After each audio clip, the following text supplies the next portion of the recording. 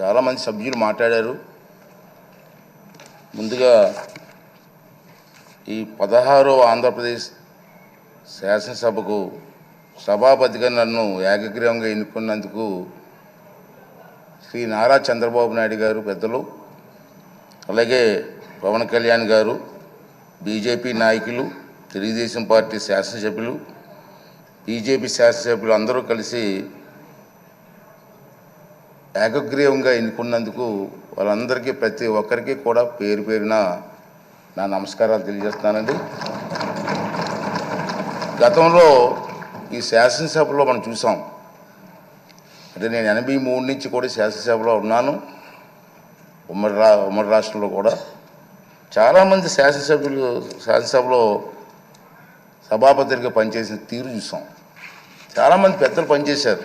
ఇందాక అచ్చెన్నాయుడు గారు మాట్లాడుతూ కూడా కొన్ని విషయాలు చెప్పారు. తంగి సత్యనారాయణ గారు కానీ, ప్రతిభాభారతి గారు కానీ, యనమల రామకృష్ణ గారు కానీ, నారాయణరావు గారు, నారాయణరావు గారు ఉండేవారు, వారు కానీ, తర్వాత కోడెల శివప్రసాద్ గారు కానీ, వీళ్ళందరూ కూడా సభాపతులుగా పనిచేశారు. మీ అందరికీ తెలుసు. విలువలతో కూడినటువంటి కార్యక్రమాలు పాల్గొన్నారు. సభను సక్రమంగా నడిపించారు. ఉంటాయి కొంతమంది చేత చిన్న చిన్న పొరపాట్లు జరుగుతూ ఉంటాయి.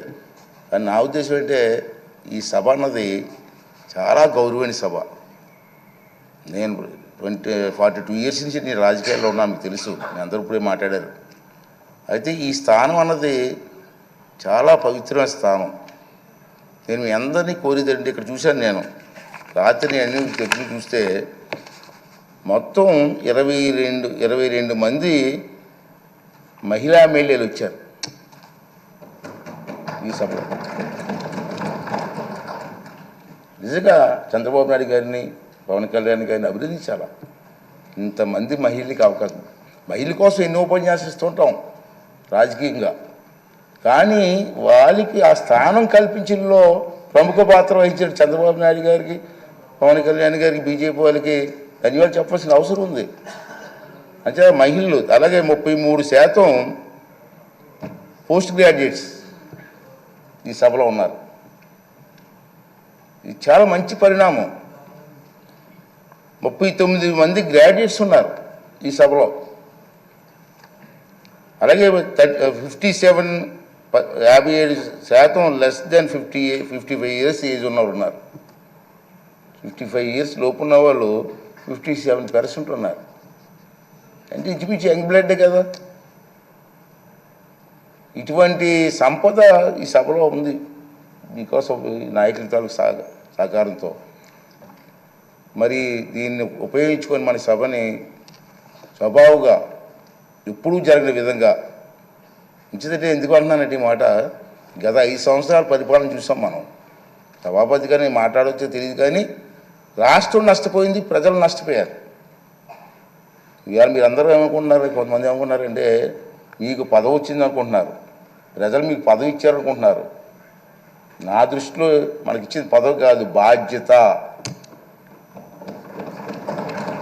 మనకిచ్చింది ఈ టర్మ్లో మనకిచ్చింది పదవి కాదు, ఒక బాధ్యత ఇచ్చారు. మన భుజస్కంధాలపై ఆ బాధ్యత పెట్టారు, ఒక నమ్మకంతో ఇచ్చారు. చంద్రబాబు నాయుడు గారు, పవన్ కళ్యాణ్ గారు, బీజేపీ కలిసి ముందుకు వచ్చారు. ఈ రాష్ట్రానికి న్యాయం జరుగుతుంది, చంద్రబాబు గారు సమర్థవంతంగా పరిపాలన చేసే శక్తి ఉంది అని ఒక నమ్మకం. నేను ఎన్టీ రామారావు గారితో పనిచేశా 83లో, అది ఒక తుఫాను. కానీ సీట్లు వచ్చాయి, కానీ ఇంత మెజార్టీలు రాలే ఆ రోజులో. ఒకసారి గమనించండి, ఒకసారి మీరు సీట్లు వచ్చాయి, ఇంత మెజార్టీలు రాలే. ఏంటంటే ఒక ఎమ్మెల్యేకి మా ఎంపీకి వచ్చిన మెజార్టీలు వచ్చి మనం చూశారు మీరు. దాన్ని మనం ఎప్పుడూ మర్చిపోకూడదని చెప్పి ఈ సందర్భంలో మీ అందరికీ మనం చేస్తున్నాను. అలాగే ఫస్ట్ టైం ఎమ్మెల్యేస్ 88 మంది ఉన్నారు మన హౌస్లో. ఫస్ట్ టైం ఎమ్మెల్యేస్ వారందరినీ నేను కోరేది ఏంటంటే, మీకు అవకాశాలు ఇస్తా, ఎందుకంటే మీరు కూడా మాట్లాడాలి, మీ తాలూకు వాయిస్ వినిపించాలి. మీ అందరు నేను కోరేది ఏంటంటే, ఈ హౌస్లో మాట్లాడడం అంటే హౌస్ కోసం కాదు, నా కోసం కాదు, మీకోసం కాదు. ఈ రాష్ట్రం కోసం, రాష్ట్ర ప్రజల భవిష్యత్తు కోసం మాట్లాడారు. అంచేది ఫస్ట్ టైం ఎమ్మెల్యేస్ కూడా మగమాటలు లేకుండా నీకు అవకాశాలు ఇస్తా, అవసరమైతే హౌస్ని 2-3 రోజులు పొడిగిస్తాం సభానాయకులు మాట్లాడి, తప్పేలే. చర్చ జరగాల. మీ నియోజకవర్గంలో మీరు కావాల్సినటువంటి కార్యక్రమం ప్రజలు అందరూ కోరుకుంటారు. కార్యక్రమం అడుగుతారు మనల్ని. ఆ కార్యక్రమాలని స్పష్టంగా సభ ద్వారా మంత్రులు ఉంటారు, మంత్రులకి అధికారులు ఉంటారు, అధికారులకి వారితో పాటు ప్రజలకు కూడా మా ఎమ్మెల్యే గారు అసెంబ్లీలో మాట్లాడారు మా సమస్య కోసం చెప్పి ఒక ఆలోచన వచ్చే విధంగా మీరందరూ కూడా ప్రవర్తించవలసినటువంటి అవసరం ఉందని చెప్పి మనం చేస్తున్నాం. అలాగే మా చంద్రబాబు నాయుడు గారు చూశాను, నేను రాత్రి చూసి చాలా ఆశ్చర్యపోయాను. నేను ఫస్ట్ టైం ఎమ్మెల్యేస్కి 9 మందికి మంత్రులు ఇచ్చారు. సాధారణంగా మంత్రి అంటే ఏం చేస్తారంటే అనుభవం చూస్తారు, ఎన్ని చూస్తారు కదా సాధారణంగా.